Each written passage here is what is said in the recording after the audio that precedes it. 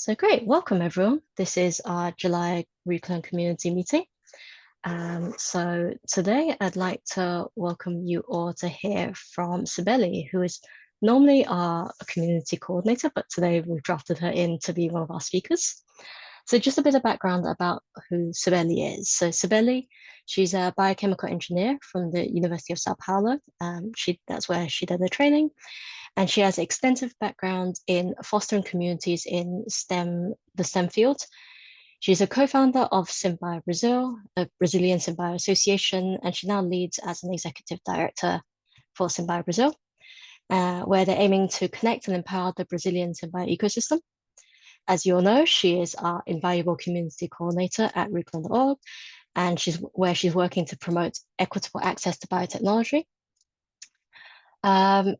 When she was an iGEM Ambassador Emeritus for Latin America in 2020, she co-founded Biotech Latina, an open biotech community, and previously she was the coordinator for iGEM Community, where she led the Global Alliance of Symbio Associations connecting organizations worldwide. More recently, she's contributed to the Beneficial Bio, co-organizing a series of workshops focused on open biosharing, and it's on this that she'll be talking to us today. So I guess without much further ado, I'll pass you over to Cibele. Thank you.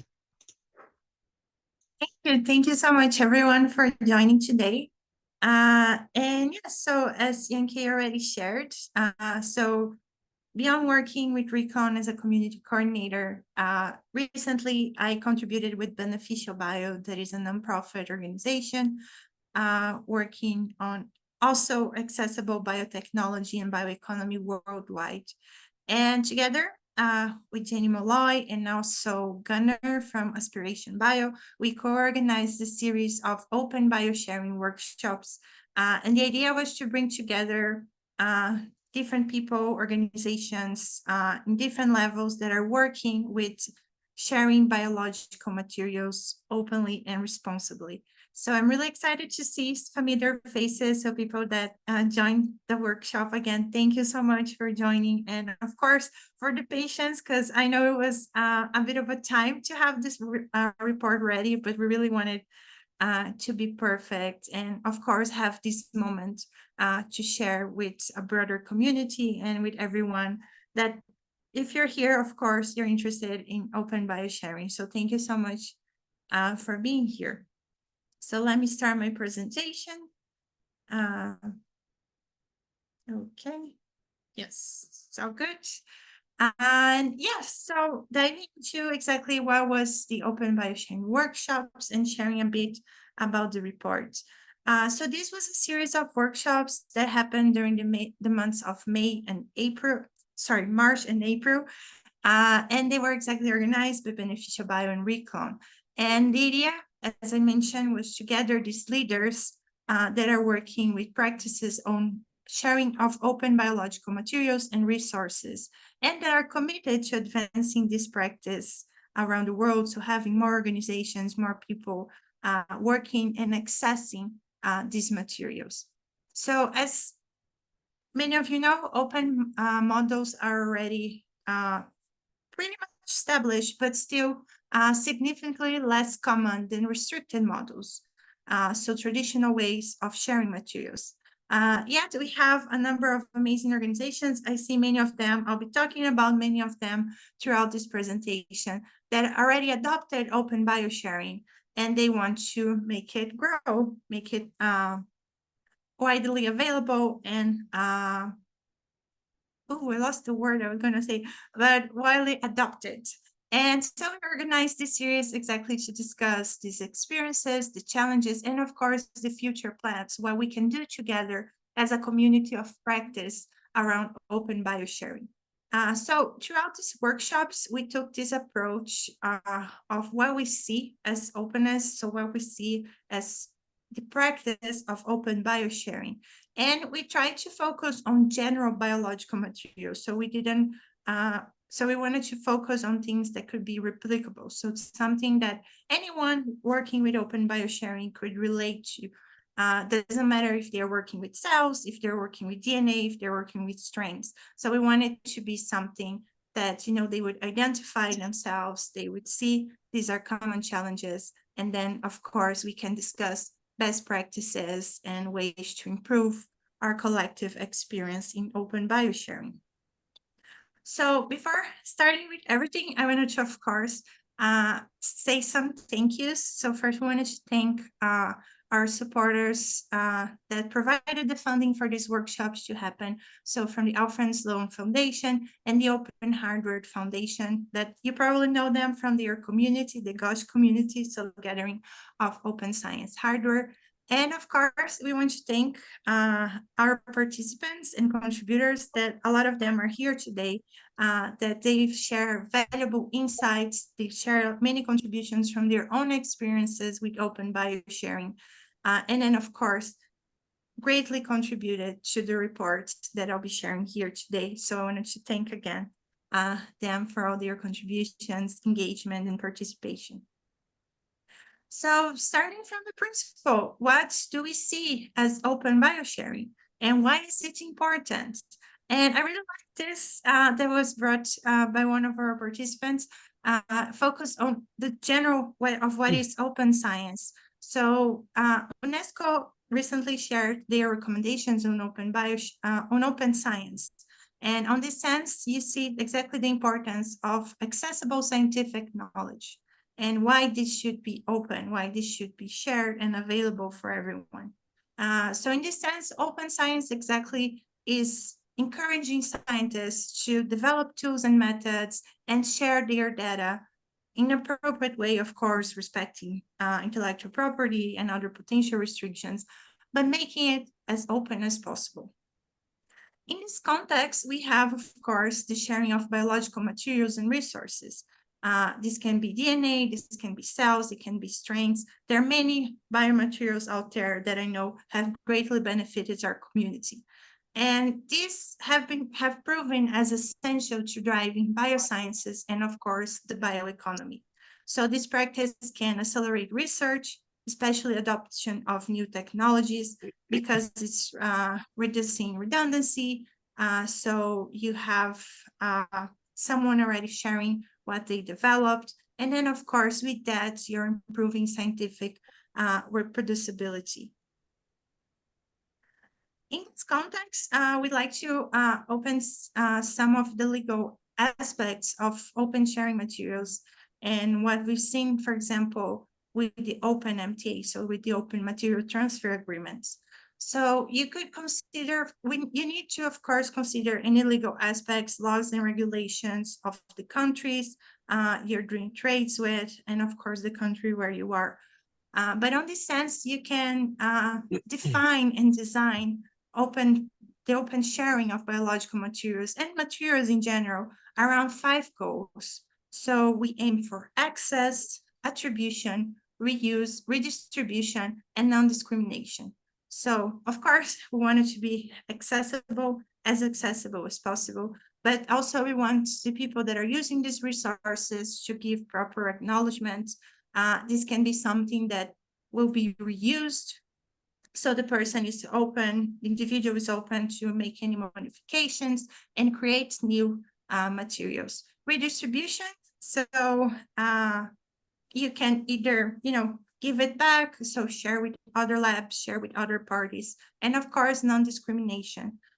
So one of the nice things about open biosharing compared to other traditional types of sharing, of course, the open MTA, is that you can go beyond academia. So you can go with community labs, you can even include it in an industrial setting, especially for startups.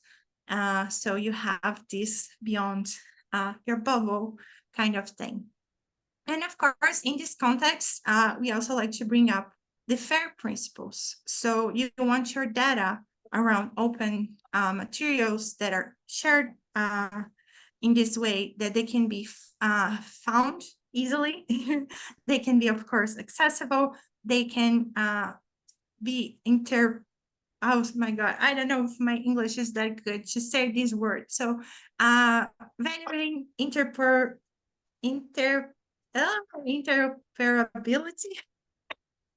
Thank you for applaud me, please. I try. And then, of course, the reuse of this data that is generated around open biomaterials.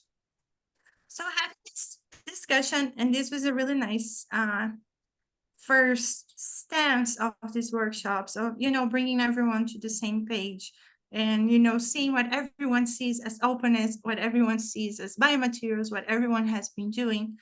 We dive into the proper format of the workshop. So the first thing we had here was developing what this series would be like. So first, we didn't want to make it as a one-day event that is so packed of information, considering that we had so many things that we wanted to discuss. So in this sense, we divided into 3 separate sessions, each focusing on an aspect of what we wanted to discuss. And they're roughly divided into our three main goals. So first, we wanted to understand what is the current state of open sharing of biological resources. Then we wanted everyone to share what has been their lessons, what they've learned while sharing these materials, and what could be potential solutions for the common roadblocks that we face. So everyone has faced challenges while doing this practice. So how we can address that, and of course how we have addressed that, and we can share tips and tricks around that. And last but not least, identify how we can continue working together. So exactly build this community of practice around open biosharing and continuously overcome these gaps and share challenges. If that was enough, we also discussed a bit on what success looks like. So how do we see open biosharing growing and how do we see it as successful? And then, of course, envisioning a future for that of how this can exactly impact our bioeconomy, improve the way we do things around the world. So diving into our first session, and we really tried to do the session in a way that wouldn't make people sad and potentially give up on open biosharing, because we know that every time you talk about the hurdles, you talk about the challenges, it can make you doubt of what you're doing. But of course, we wanted to focus on the good things. So what we have overcome so far, what we have achieved, and how this has been successful. So first, of course, understanding what we had amongst our attendees. So here you can see, we convene representatives from universities, from companies, organizations that already actively work or are actively planning to work on sharing open biological materials and resources. You can see, of course, standing out DNA toolkits, collections, plasmids, some a big interest in working with strains from bacteria, from yeast, and of course, other types of work around education, knowledge sharing for documentation, even antibodies, virus strains, phages, and cell lines. So a good group of people with great interests around open biosharing and different types of materials that are being shared. And then we move to the part of sharing what success looks like. So what has been successful so far on open biosharing? And we have many great examples, especially as we could see during the pandemic. So where open knowledge sharing was really necessary because we needed to create more knowledge. We needed for this innovation to be there, and we needed to be open because, it was troubling times and we wanted things to move faster. We wanted to be integrated. But of course, this has continued. And this was, of course, already happening even before these times. And we have many great examples around that. So first, giving some practical examples. First, we have, of course, the Open MPA that was already shared. So these material transfer agreements around open practices that brings a lot of improvements around traditional material transfer agreements, exactly on the sense, of course, not only of being open, but it can be applicable in different settings. It can be adapted We could really see this happening, of course, as I said, during the COVID pandemic, where you had, sequences being shared, diagnostic toolkits being developed, and then widely distributed for different countries, for different communities. In this same context, we have the free genes that I know many people had contact with. I had, and I was greatly benefited from this work, where the project created and distributed open source DNA sequences to support research. So they had in their catalog not only diagnostic toolkits, but also many collections from the Open Bioeconomy Lab, and you could roughly say that it has reached over 500 researchers in more than 50 countries worldwide. And then, of course, as on the Open MTA and on open practices, we definitely value redistribution. I am sure that this number is even bigger, and I'm sure that at least one person that has received these kits and these parts from free genes, and it's a work that has continued, especially with Edging and other initiatives. Reclone also is working on continuing to distribute our open collections. So you see a lot of momentum around that. And then, of course, really focus on the scenario that was the COVID pandemic. We had the open COVID pledge. So this pledge encouraged many companies to share their intellectual property, following, of course, certain open licenses. So they're all explained on the COVID pledge. So basically, the company that was interested in, participating in this, so sharing their technology, sharing their innovation, they could adopt these open practices, these licenses that were pre-established, and then be part of that and widely share what they did, what they were doing, and that's contribute for us to fight the pandemic faster, and of course, bring things back to normal, I would say. And I think this was a really important thing that, of course, impacted many of us, and we're back in person thanks to all these important efforts around open biosharing. And of course, it goes beyond that. So since then, we've had many amazing work happening around these practices. But of course, as I said, going to the down part, we still have many roadblocks and challenges.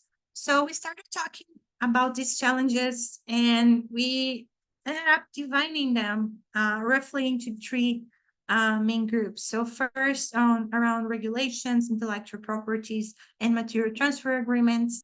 Then around the practices of sharing DNA and strains. That was a common topic amongst our attendees. And then on the part of documentation and knowledge sharing, so knowledge repositories. So around regulations, IP, and MTAs, we have, of course, the first one that you could say kind of haunts us, and in a way is that we still, for example, don't have an international standard of what is a genetically modified microorganism or organism instance. So making this shipping and distribution even more challenging and complex. Also, many standardized material transfer agreements are not intended for non-academic sharing. So, for example, industry doesn't have access to that, startups don't have access to that. And then, of course, adapting these MTAs. And even if you're using the open MTA, it presents an increased workload.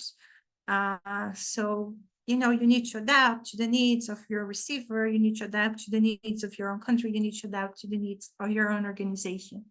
And then, of course, on all that, you have exactly this interaction around of what are, how open MTAs, so open material transfer agreements, will interact, for example, with patents. And then, if on this sense, we also have how you can find open materials, most importantly, strains. That has been a big challenge amongst our group. that don't come with perpetual MTA chains, so that they don't come with a restriction where you can find in completely open access strains. So how you can go to the point zero of finding that strain that wasn't patent, that strain that wasn't that was already documented, but that it can be shared. So these are some of the common challenges around this topic. Then we move to DNA strain and distribution, where we have, again, many different hurdles and roadblocks. One of them is how to exactly send this material. So, of course, preparing sufficient plasmid DNA is time consuming. But then in the opposite side, if you want to send glycerol freezes, it's more expensive, especially on the shipping part. Then quality control, how you can predict mutations, how you can overcome unstable plasmids, figuring out the best way to package. I know everyone already had, and this goes a bit on the regulations part. So problem with customs, problem with packaging being relabeled or wrongly labeled, not getting to the person it should because of these problems. That goes exactly on the next topic, that is overcoming all these shipping policies and custom procedures. And making sure what you're sending actually gets there. And this, of course, generates delays, especially on commercial shipping.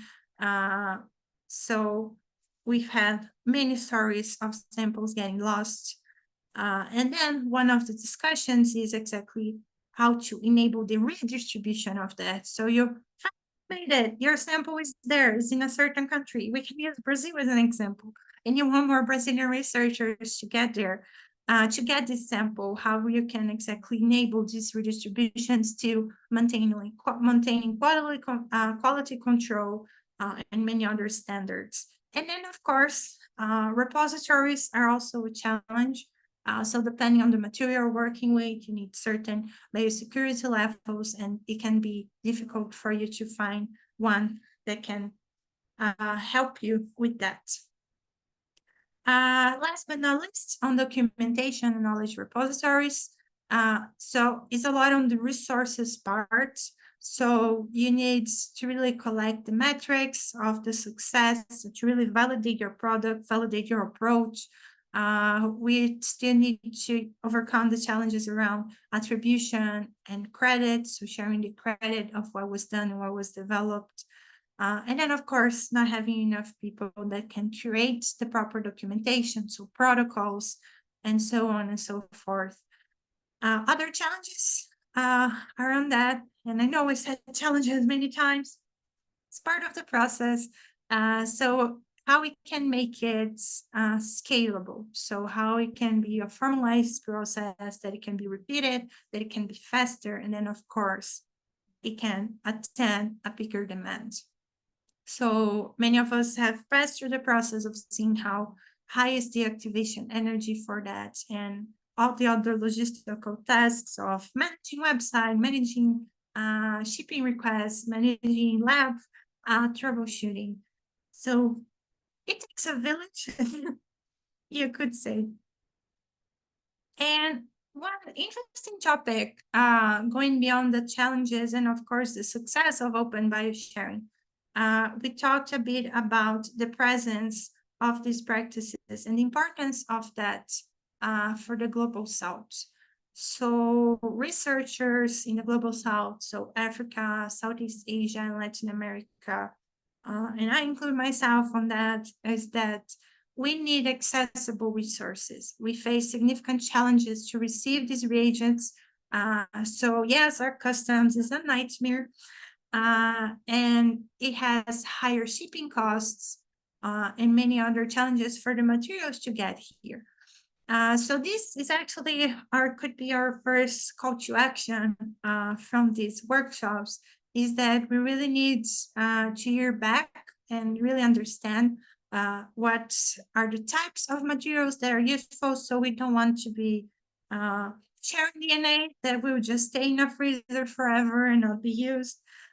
We want to understand how we can improve the practices. So, for example, having competent cells, really ensuring that the process is streamlined, that you actually get the material that you received and you can continue using it throughout the years. So sharing what are the experimental applications, and of course, feedback is really important on that. So we want to send, of course, in my case, I want to receive these materials, but I want them to be useful and they can be replicable and, of course, used by others after me and around me. So this was an interesting part of the discussion, and I know a lot of people will be interested in continuing this and contributing to our efforts. So moving to the second session, and I've noticed I'm talking a lot, but I'll try to go back, go a bit faster so we can have some time for discussion and, of course, the next steps. So we started unpacking these challenges on the second session. So we talked a lot about the barriers and what's good and what's not good around open biosharing, and how we can collectively improve that, and how we can, share the lessons we learned and what we've done so far. So talking on the bigger chunk of regulations and IPs and MTAs, one of the things we have is, of course, not having a centralized place, a centralized database for you to find, for example, strains that are unrestricted. So on a legal aspect, there is, and you read more about it on our report, there is the Budapest Treaty, where it's established that any strains that are somehow patent and owned by an organization should be listed on this repository. But this is a practice that is still not happening. So if you find a cool strain, you still need to really dig deep into finding if it's already patent, if it's already owned by a company, by organization, even by a country. So we have many efforts that need to come into place. So artificial intelligence, so implementing AI tools, or even trade groups in places where people can troubleshoot on that. And of course, as an ultimate goal, centralize these efforts and resources.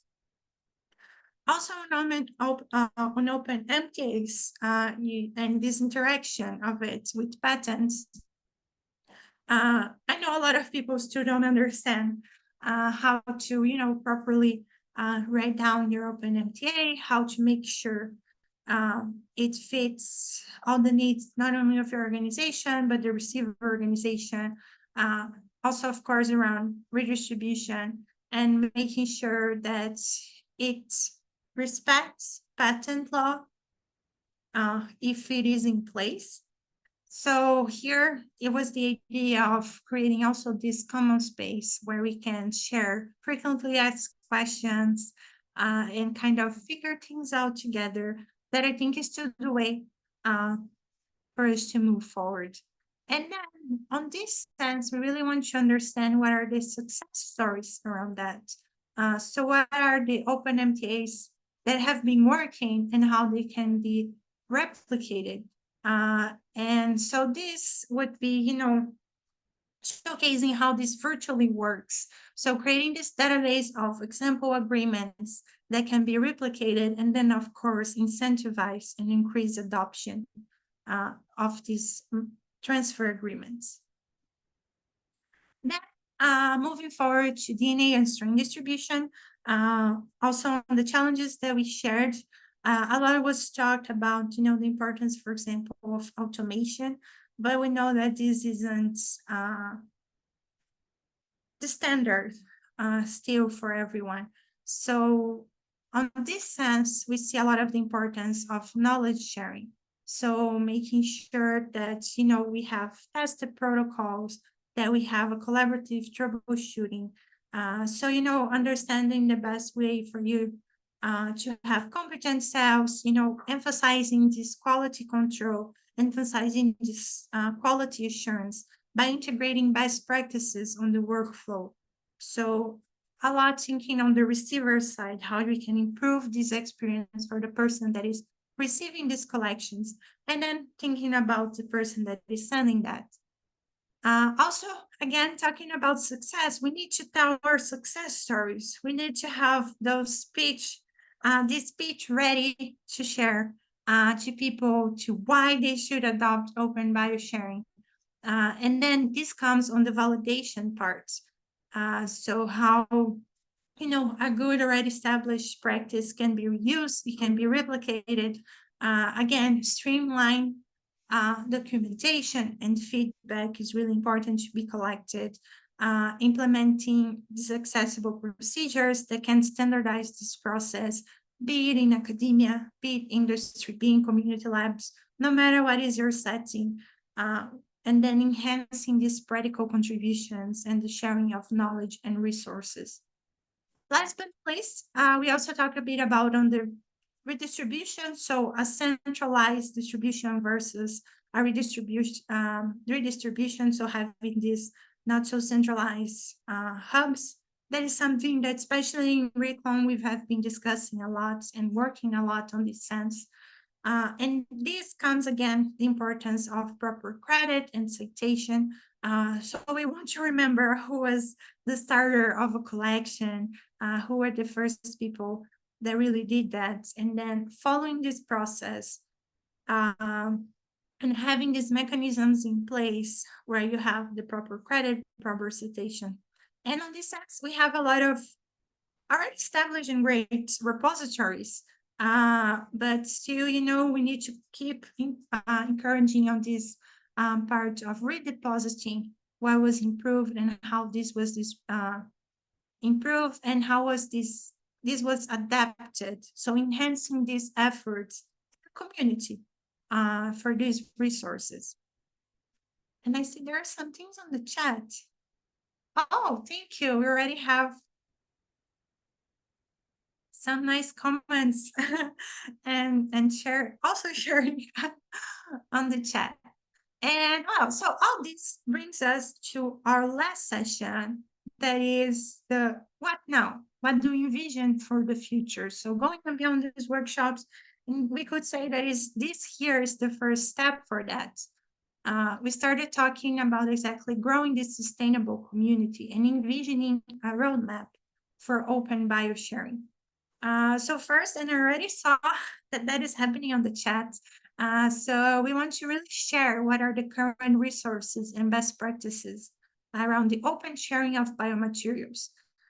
So we already had many lessons learned, and we want people to have access to this. We don't see through all the challenges that we did.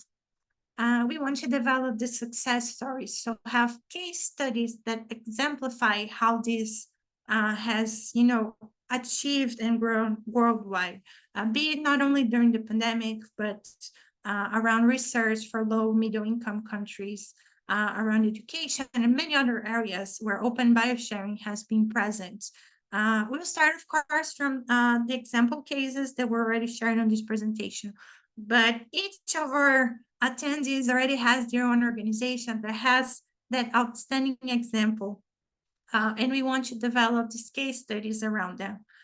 And then we want this to grow beyond our little bubble. So we want to create this mechanism where, we identify what are the real needs of materials and their applications, and have this framework where everyone can contribute, everyone is incentivized to contribute, so to adopt these practices, be part of these efforts in redistributing, creating more materials, creating more resources, and they are recognized for these efforts. So on this sense, you could say that most importantly, beyond these three main first bold goals, you could say, for community of practices, we most importantly want this field to scale up. So, we want to engage other communities. We want to establish partnerships, create awareness and visibility for the open biosharing. So incentivizing further adoption from other groups, other organizations, and really showcasing that anyone can participate. Because open biosharing encompasses different practitioners. So on this community of practice, we want to have researchers, industry professionals, policymakers, publishers, and even our friendly other communities, our neighbor communities, such as on the space of open software and open hardware developers. And as I said, both goals that will require a lot of the momentum that we hope to keep and continue having from these workshops and from the sessions today.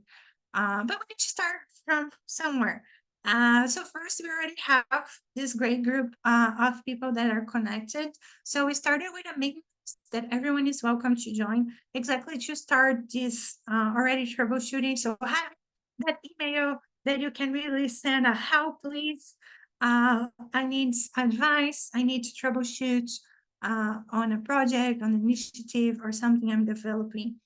And then, of course, we are doing the phases of, defining what are the case studies we want to develop, finding the best platform for us to continue engage. We all agree the email is perfect. We all need to check our emails. But of course, having other spaces for that. One of them will likely be a Reclone forum. So I already had the topic of the report today, and soon hope to have a standard topic, established topic around open biosharing for us to continue troubleshooting, sharing our experiences, and sharing our perspectives. But for now, I really want to invite everyone to reach out. So to coordination at reclone.org. So this email gets to me, gets to Yankee. Of course, please feel free to use also the Reclone forum because we really want this community of practice to be for everyone. So all of you that are here are your colleagues that work on open biosharing and make sure this is evolves and is widely adopted and widely available because its impact is undeniable. I've been directly impacted by that, and this is why I was also really, really excited to be part of these workshops. And I want to again thank everyone that joined, and again invite you all to join us on this quest. And well, with that, I stop my presentation to open for some discussions. Thank you so much.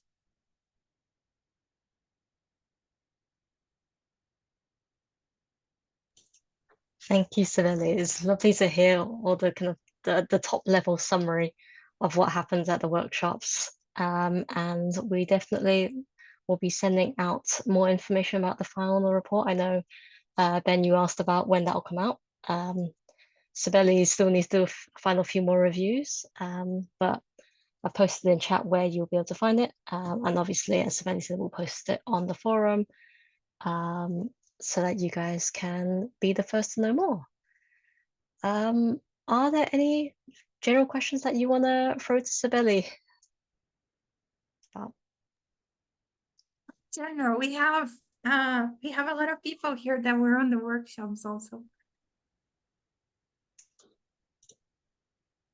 I mean, whilst we're also kind of just thinking and kind of taking in all that, if you want to, feel free to either speak up or post into chats, any challenges that you yourself have faced and potentially any solutions that you've come across to kind of circumnavigate all the current barriers.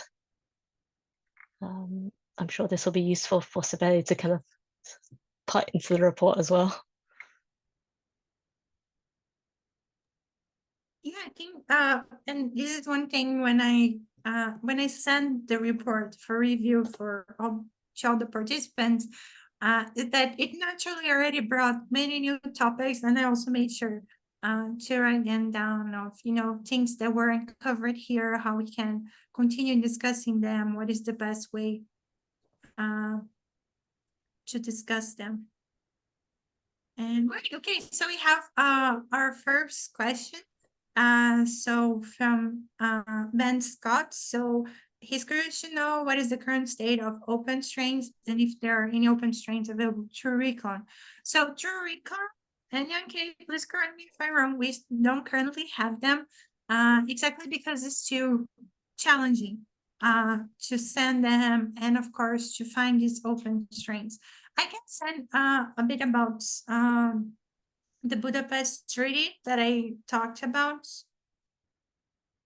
That this is also going to be on the reports kind of further developed. So in theory, as I said, this is something that should be covered by this treaty. So it should be already something that is documented. So if you're interested in a strain, you could see if it has an IP protection, if it has a patent around it.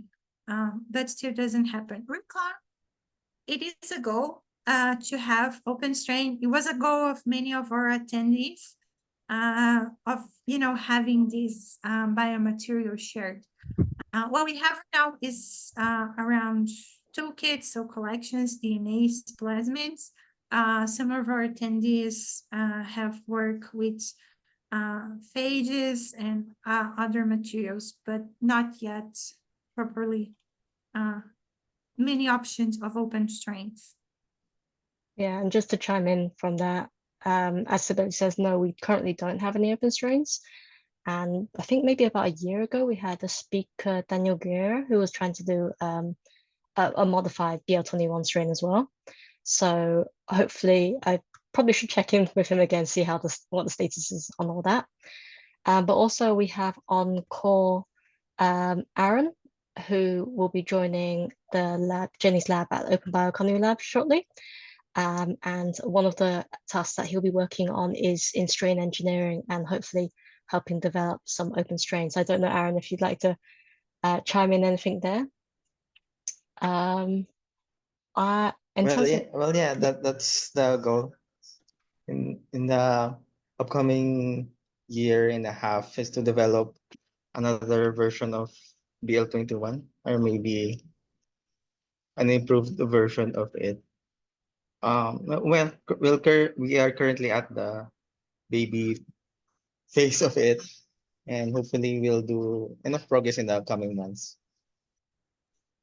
Yeah, thanks, Aaron. And yes, one of the intentions also of the open strain that Aaron will be working on engineering is that we want to also make it, well, obviously be open, but we want to also share it with startups, small, medium enterprises. We're probably looking locally to begin with, so around Cambridge, UK, and kind of the nearby regions. But if that all goes well and we find a good sustainable line to then start sharing these out, that will be one of our next steps moving from that. And I've just seen in chat, Ellen, you asked if E. coli Nissle is open. I actually don't know. Does anyone on call know this? No worries. Is it the Nissle 1917? So if it is the Nissle 1917, it's a natural strain. I don't think it's patented. Good to know. 1917 it was. So potentially that is also open. Good to know. So I have a question to Cibele at this point. Hi, Cibele. So especially for distribution and especially passing stuff through customs, are you open to embrace the gray area, such as, let's say, disclaiming biological material as non-biological material, or hiding the actual cost of biological material so that it can pass through customs and stuff like that? Because I see Eric Perkins here. So Eric Perkins is from Edgene, and I had a, not from the Edgene site, but from our customs site in Turkey, I had a terrible experience for importing 10 strains that I bought through Edgene, and I needed to jump through a couple of hoops because since Edgene has to invoice me and put the invoice into the customs declaration, since it passes over like 150 euros, then I need to pay an extra customs charge and it needs to go through customs, but customs are slow and etc. and etc. So especially for countries such as Turkey, which have terrible customs, are you open to essentially jump through a few of the legal loopholes so that we can actually get them without any kind of hassle? So that's my question. both to you, Cibele, and for if he wants to answer for Mr. Perkins.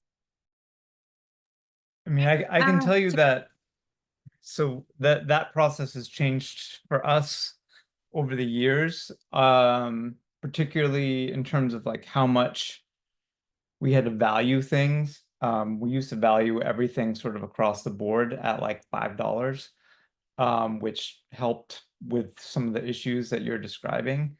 But eventually we actually got called out for that, essentially, by various customs companies, and they said this is, you know, they said this is clearly not only $5.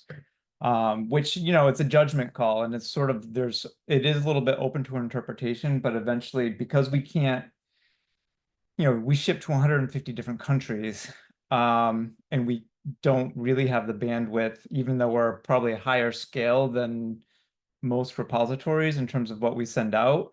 We don't have the resources to customize every single valuation and every single thing that we do for every single country. There's some customization in terms of like the physical format that we send some things out. So we sometimes will send DNA versus bacteria for our plasmid. But the actual evaluations are a lot more complicated for us to individualize. So we kind of have to make these across the board decisions. And unfortunately, it does affect some countries more substantially than others in terms of customs, because every country has different challenges, basically. So that's kind of a long answer to your question. And the other part of that, I guess I can answer, is we really can't skirt that gray area too closely in terms of what we actually call these things. Like, we have to stick to the closest HTS codes that we can, because we are operating on a large scale, on a relatively large scale, and anything that we do has to be consistent across all that. And we don't really want to open ourselves up to the risk of somebody of violating a customs law because we used a code that isn't as appropriate as possible. For smaller scale things, I'll be very frank, I know that other people use some questionable codes all the time. We just can't afford to do that ourselves, because of, you know, maybe 15 years ago we could have gotten away with that, but not now, because we just have too high scale when we're sending out, you know, 500-600 things a day. Thank you very much for your answer. That's probably something like it's just wishful thinking, on my end at least. Yeah, it's something I wish we could devote more resources to, kind of customizing it country to country. And one of the things that we have done for some of our larger markets, like China, Taiwan, or not Taiwan, China, Japan, Brazil, most recently, is that we work through some distributors who help us get through some of those customs things that if we shipped directly instead of using a distributor, it can accrue some fees that otherwise the distributors can help us minimize that, because they're used to the importing for the country. But unfortunately, we can't, or at least right now, we don't have distributors in like every country. Like, we have to, it takes quite a bit of time and resources to set those distributors up and establish those partnerships. But you're so open to, sorry. Sorry, go ahead. But you're open to potential partnerships with like respectable companies in that sense. That's what I can gather from this. Yeah. So we have a business team that works, that reaches out to some distributing partners. Again, right now I think we have 5 altogether. So we have India, Brazil, Japan, Korea, and China, because those are large markets, relatively large markets for us. And we're actually, as part of our current strategy, we're looking at sort of a mid-tier type of distributor for some of the smaller countries that don't have as many people who request from us, where we don't have to put quite as much effort into establishing the partnership, but it's sort of like a mid-tier. We have, like, for instance, we do this for Mexico right now. We work with sort of a mid-tier distributor where people can place orders through them, and we fulfill them. But I'll be very frank, it's a lot of work to set those up, and it's still a little complicated with some of the MTA stuff to do that. So that's one of the reasons why we can't just do that across the board for every country, because every single one takes quite a few, it can take weeks to months to set those up for our business team. So it's a little challenging. Okay, thank you very much for your answer. That was quite elaborate. Thank you. Thank you so much, Eric, for sharing even your practical experience. I think that again is the most important one. Mine is not barking out of nowhere. If it's really annoying, let me know. If it's just annoying for me, it's fine. But yeah, I also like going on this part of the gray area. A lot of what we discussed, and of course some of my personal views, it goes also a lot on the trust. We want people to trust us. I think we've seen some potentially chaotic examples of people sharing irresponsibly their resources and how dangerous that could be. And we know that what we are sharing is good and it's going to help someone, is going to help the research, their startup. But our ultimate goal is for it to be broadly available, broadly implemented. And this goes off again on the trusting part. So we want people to trust our processes and trust what we are doing. And we have great examples of how to overcome legally and on a proper way these barriers and customs. So of course, Eric just shared from Edgene. Vinu here, he works with iGEM, also sending their distribution kits. So for 10 years now, they've been troubleshooting how to get the distribution kits to different countries. And of course, on the best way, so respecting local laws and regulations. Yes, Vinu, please also share on your experience. Just great presentation on the workshops. And I wanted to highlight kind of one of the needs that came out of the workshops, which is like a shared resource for talking about like just shipping DNA. I actually I didn't send him a thank you email, but I sent an email to Eric because I'm trying to get we're trying to get a distribution kit to Argentina for one of the Reclone hubs there, and there's no information on anywhere on how to like get, at least as far as I could find, on how to get DNA consistently to Argentina, except at Edgene. There's this blurb on like, okay, we have a plan, and I'm sure their plan, has some amount of failure rate, but that's the best information I could find. And so I reached out to Eric, and he provided some really helpful information. It's something that we can't actually do in this case. But thank you, Eric. Thank you, Edgene. But in the meantime, I'm going to proceed with working with the Reclone hub on trying to get our DNA kit. And right there, we might have two examples of ways to potentially ship a collection to Argentina. And now, where would I put that information? Like I can't put that on iGEM right now. It wouldn't make any sense. I'm sure like Edgene can't devote like a complete like database resource to navigating all of these difficulties. But if somebody wanted to, and if there was a way to like share experiences and then collate those and curate those, that would be extremely helpful.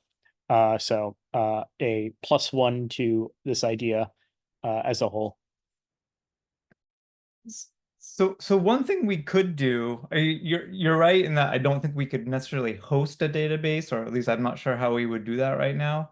But the question that asked was like, how do we send this to Argentina? And what we do have, so without getting into too many details, like we do have a list of countries that are easy to get our bacteria glycerol stocks to, countries that we send as DNA in a liquid format, and countries that we send as DNA on filter paper, because over the years we've determined that those are the best ways to get DNA into those countries.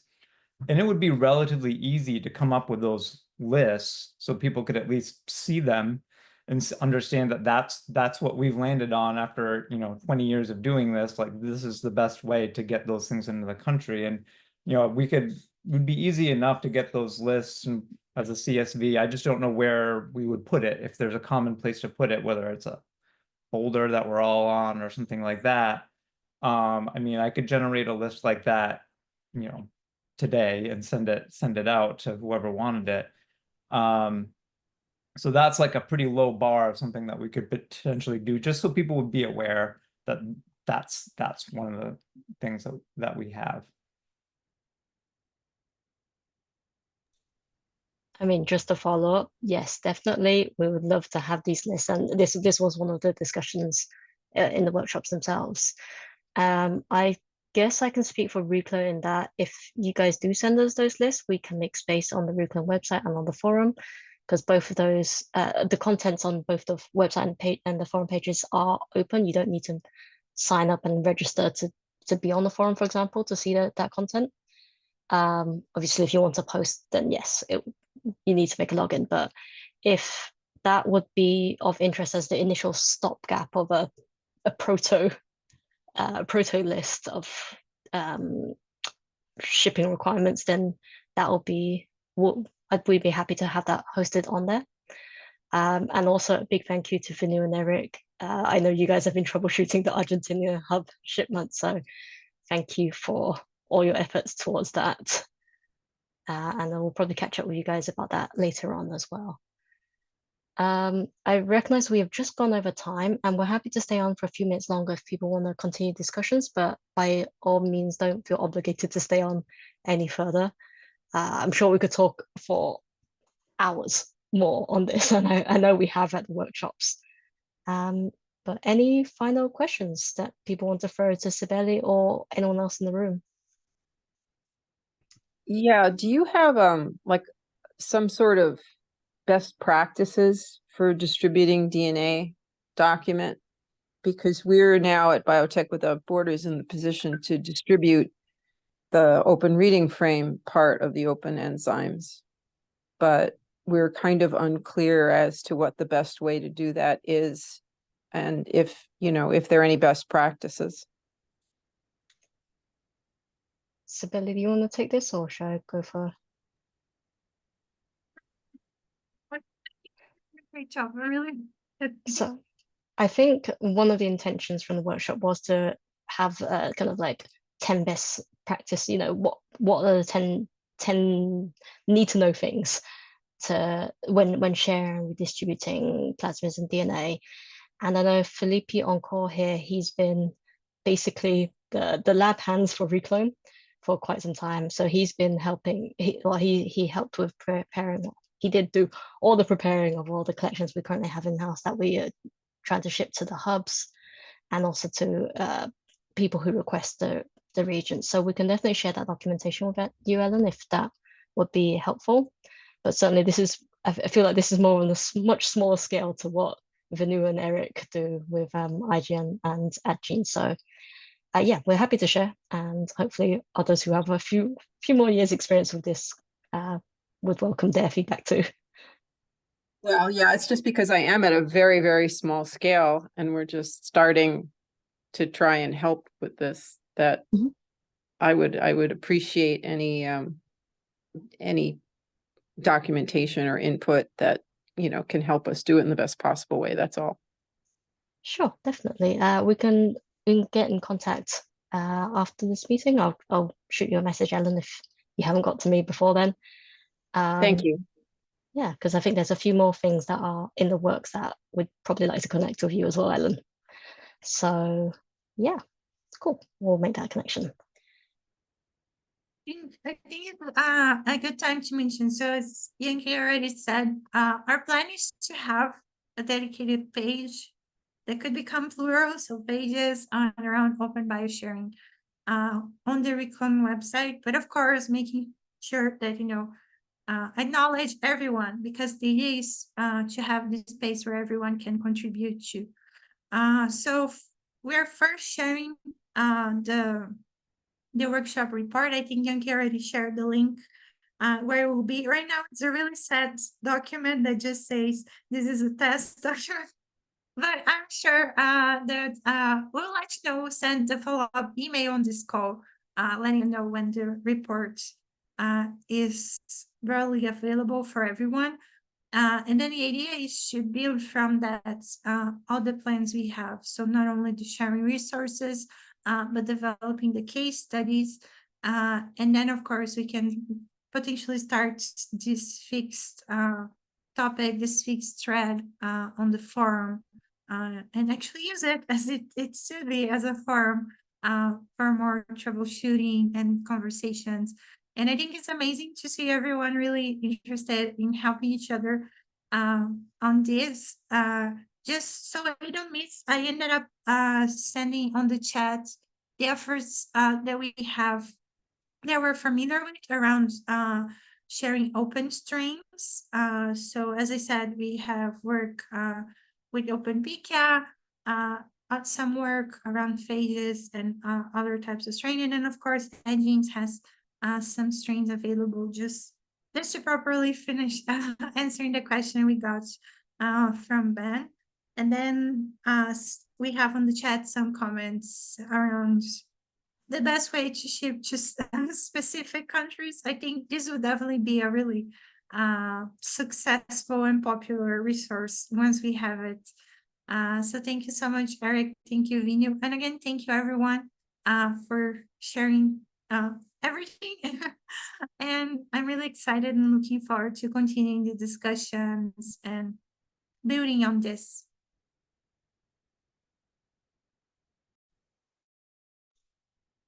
Perfect. So if there are no more questions, I think that'll be a wrap for today, but feel free to post on the Reclone forum any other further thoughts you have on this. So thanks everyone. Have a good rest of the day. Good night to you guys, and see you next month. Take care now. Bye.